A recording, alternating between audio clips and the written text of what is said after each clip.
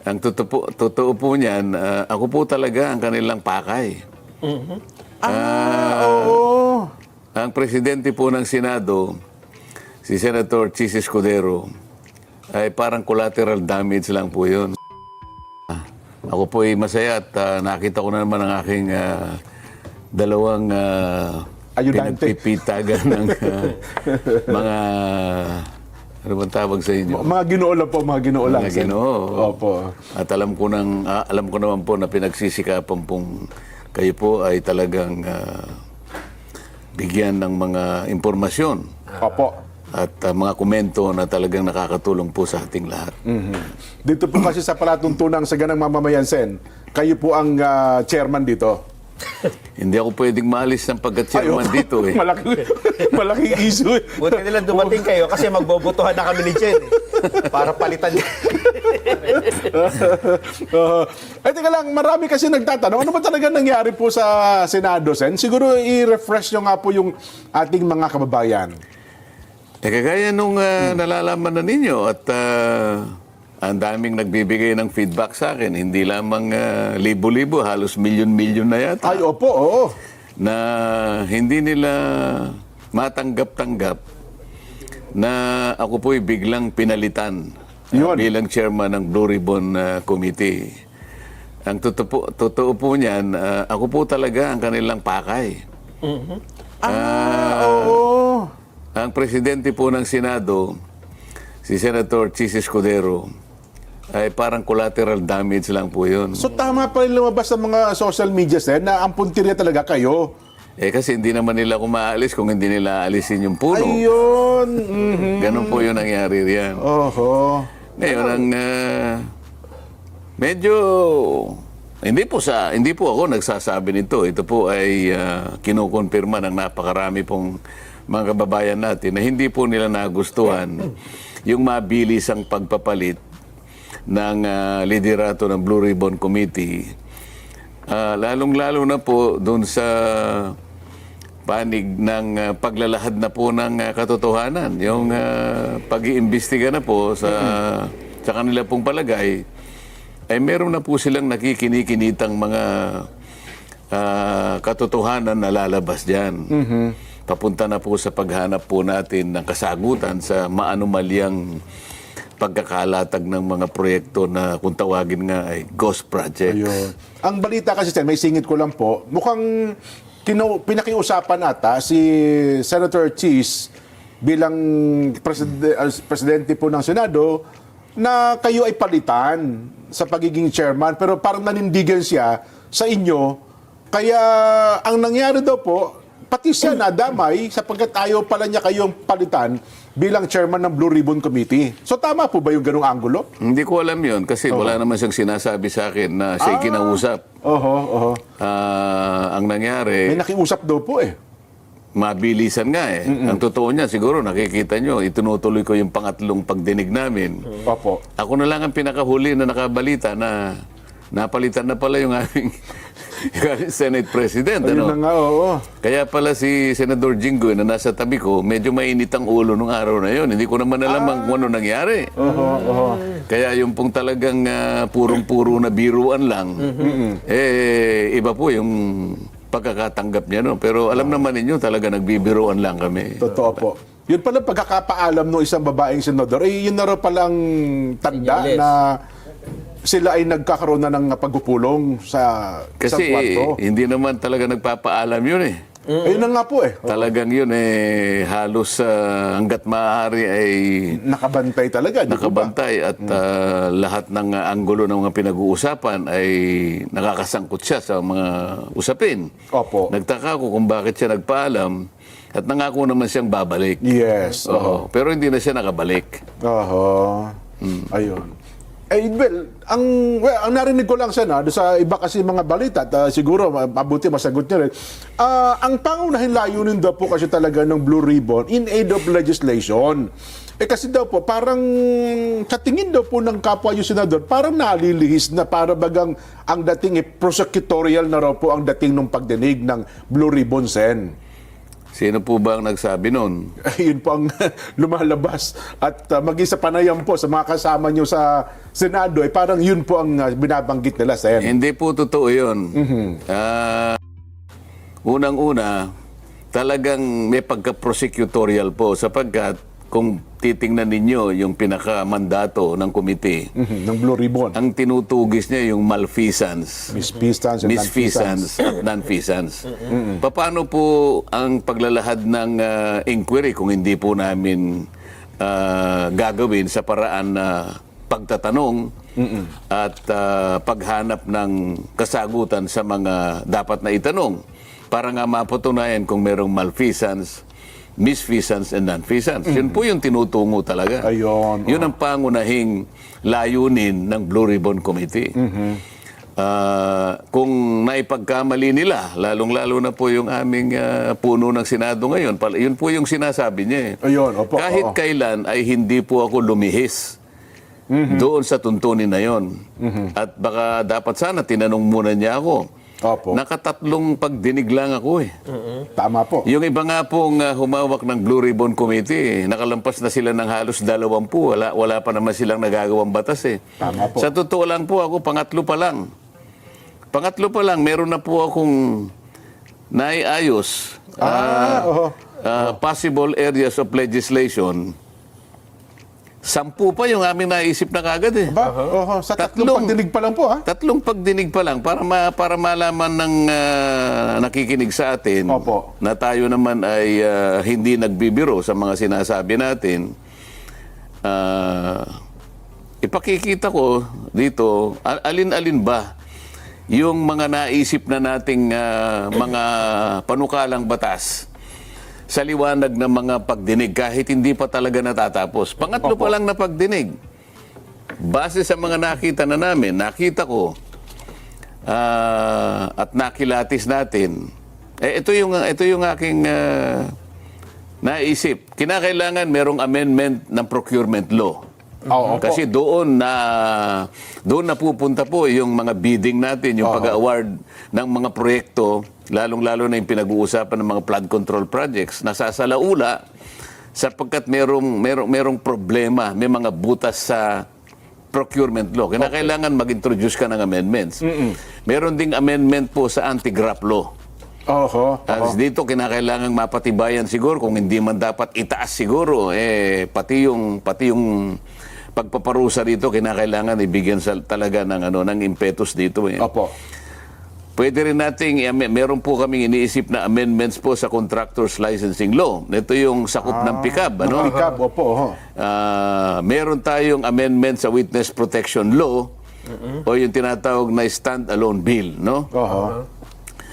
Meron tayong naiisip na amyenda doon sa ating AMLA, Anti-Money Laundering Council. Anti-Money. Nakita naman ninyo kung saan, isip-isipin nyo, yung isa sa mga nag-testify doon.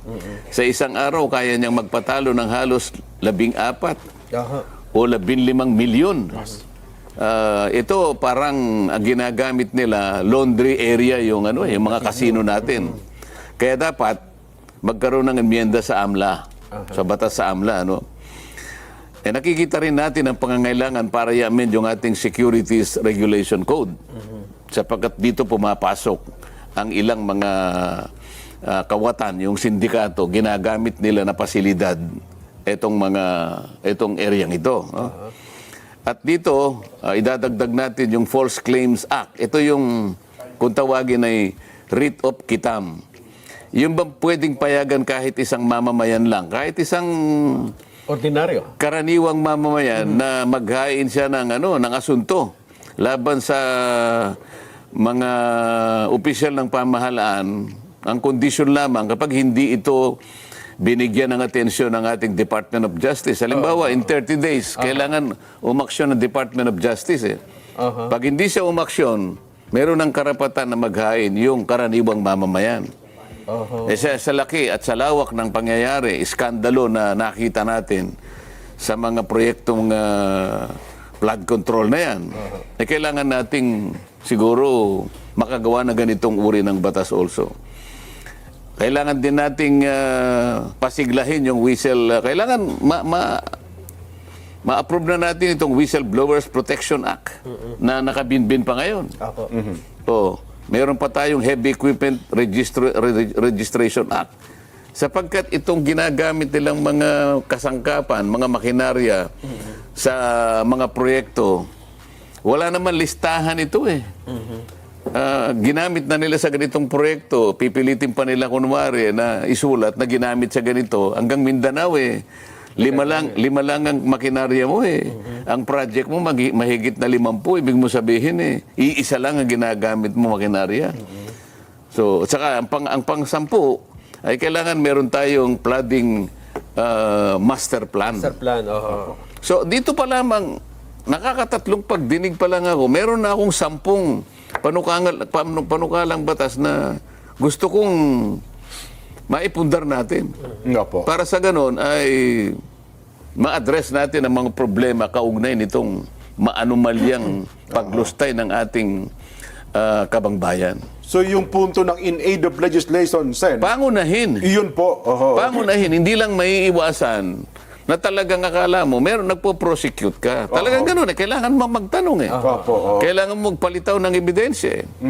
Paano mo ngayon mapangangatwiranan na ang dami palang ganitong mga anomalya kung hindi ka kukuha ng tao na tutulong sa'yo. Kaya ko lang naimungkahe na kung sino man po ang gustong nagsalita na, ay nakausap ko na po yung DOJ na nakahanda po silang tulungan kayo.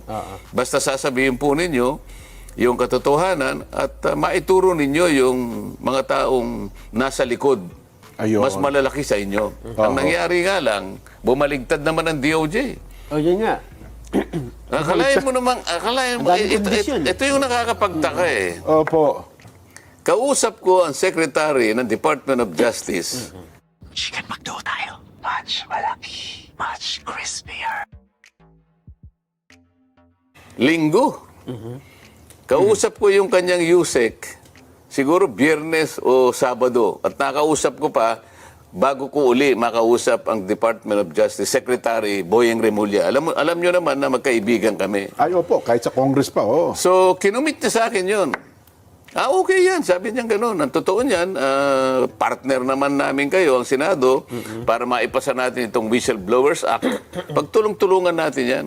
Sige, pangako muna sa kanila na mabigyan natin sila ng provisional immunity. Kaya malakas ang loob ko sapagkat alam ko nakahanda siya na tulungan kung sino man Oho. ang tatayo talaga na magsasabi na ng totoo. Dito wala pa kayong tinutukoy kung sino. Wala pa. Naihinuha ko lang. Sabi ko, baka sakali. Baka Sige may ka salita, niya. magturo. Oho. Kasi ka ako, na-upload ko na ito nung nakaraang hearing. Baka ka ako merong Opo.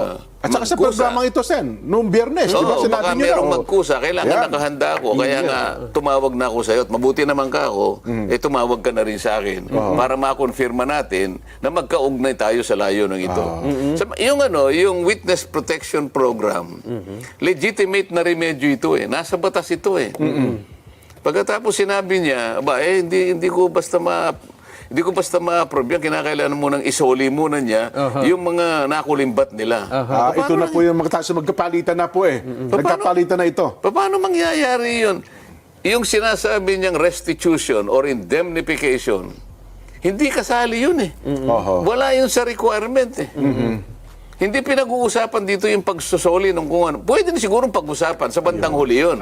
Pero dun sa punto na siya ay nag-a-apply sa'yo, Apply pa lang. kaya niya lang gagawin yun, manganganib talaga ang buhay niya, kaya nagpapakover siya ng protection. Oho. Nakita mo yung inalledge niya na may kinalaman di umano dito sa mga payola, yung mga payouts na yan, 17 congressmen. Opo. At 10 mga tao na yung iba ay private individuals at yung iba naman ay mga kawani at opisyalis ng DPWH. Sa mga tweet, 10 sa panig ng DPWH at saka pribadong mga mamamayan at 17 congressmen. O yun naman ang yun naman ang hinihingi ng Witness Protection Program. Manganganib talaga ang buhay niya sa ginawa niyang pag-expose sa pagsasabi ng katotohanan. Oho. Sa panig niya, yun ang totoo eh. Pero yung unang usapan niyo po ni Sec Boy, walang mga ganong condition, Sen? Alam naman niya na wala eh. Kaya basahin mo yung batas. Napakasimple naman ang batas. Ngayon, ito namang aming bagong Pangulo ng Senado ngayon. Yun ang kanyang idinadahilan kung bakit yung sulat na binigay ko na dapat pirmahan niya para umabot sa Secretary of Justice. Nag-research naman ako sabi niya. Ayun na nga po, hindi na Nakita ko na kinakailangan palang magsoli. Ang aking kinalulungkot dito, kung talagang nag-research sila, bakit hindi nila binasa yung batas? Wala namang sinasabing ganun na magbayad ka muna. Isauli mo muna kung ina-allege na ninakaw mo o ano man. Walang iniwan sa yung i-rescue kita. Halimbawa, merong kidnap or ransom. Opo. Halimbawa, itong cameraman natin. I-rescue kita pero magbayad ka muna. Ha? Hindi pa, parang mali eh. Kaya mo siya bibigyan ng protection at hindi mo siya ihingi ng kahit ano.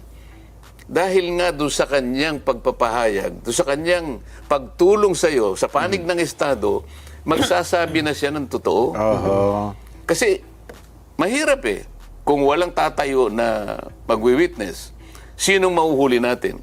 Opo, lahat yun, aligasyon, lahat po yun, paratang, kung walang magsasalita. Hindi ba, Nelson, para ka namimingwit Opo. Pag ikaw ay namimingwit, may pain ka. Opo, tama po. Anong gagamitin mong pain? Butete, halimbawa. Bulate. Bulate. Maliit na isda. Para makahuli ka ng malaking isda. Ayun na. Pain. Kung walang pain, Walang pain. Sino yung papain? Yung pain, gusto niya proteksyonan mo naman ako. Kakagatin ako niyan So ang ang pinangako dapat ni Sec Boy, ano po, provisional. Hindi, sinabi niya, sige, pangakuan mo sila na sa ngayon pa lang, kaya tinawag niya na provisional immunity. Provisional immunity Manggagaling sa akin, Opo. para malaman nila, wag naman ninyo kung ano, o wag niyo munang kung ano ginagawa nila. Pupunta doon ang BOC, pupunta ang BIR, pupunta yung AMLA. Teka muna, magpa-apply ito Opo. Ito yung proteksyon na hinihingi niya hanggang sa ma-approve na eventually yung kanyang aplikasyon. Walang sinasabi doon na kailangan kang magbayad o magbalik nung inaakala mo na nakulimbat mo. Wala pa Nag-iimbestiga pa lang tayo Paano natin makukwenta kung ano yung babalik? Wala pa naman tayo sa estado na yon. Doon po sa angulo na ang sabi naman nila, kasi selective ang sinasabi, parang may itinatago, merong pinipili, Oo. at ang gusto daw ay